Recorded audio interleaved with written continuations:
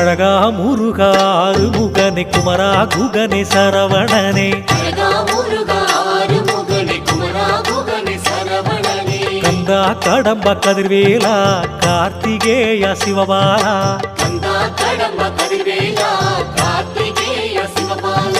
தண்டாயுத பாணி பழனி மலையில் தாகப்பன் சுவாமி சுவாமி மலையில் தேவர் தளபதி திருச்செந்தூரில்